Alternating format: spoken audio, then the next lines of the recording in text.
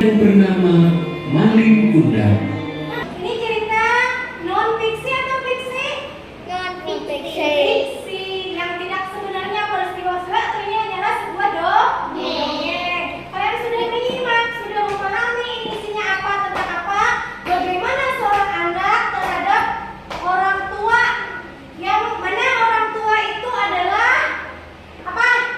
Yang melahirkan kita, yang harus kita sah. Iya. Bukan tidak diakui seperti cerita dongeng tadi lah. Nah, karena kalian sudah paham, ibu ingin memberikan tugas kepada kelompok-kelompok agar bisa menjawabnya. Ibu beri waktu jawab. Habis itu nanti kita presentasikan di muka. Tulis dulu, tulis, jawab. Sebisa mungkin jawab. Baru kita presentasikan setiap kelompok maju ke depan. Setelah itu kita mainkan pulpen. Kita mainkan pulpen. Siapa yang paling yang kena nanti? Yang kena pulpen kan kita nyanyi dulu. Nah, itu lempar pulpen. Itu yang duluan mempresentasikan ke depan. Menjawab soal tadi.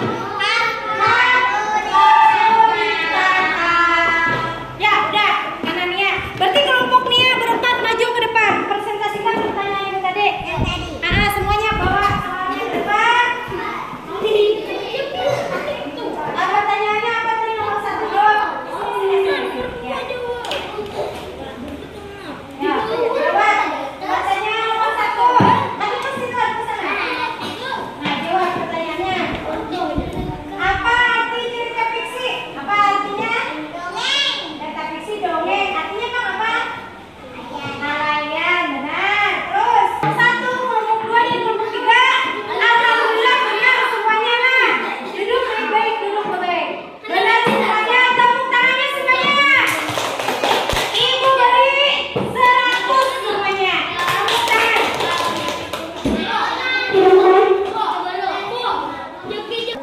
Ada yang tahu lah? Hari ini pelajaran kita tentang apa tadi? Tentang? Iya, jadi kesimpulannya cerita non-fiksi dan fiksi itu berbeda.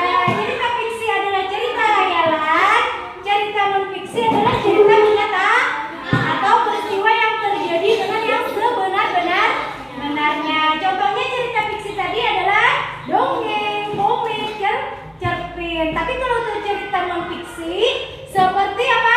Contohnya buku pelajaran, cerita-cerita sejarah, dan cerita-cerita yang apa ada di televisi, misalnya berita. Itu namanya cerita non-fiksi.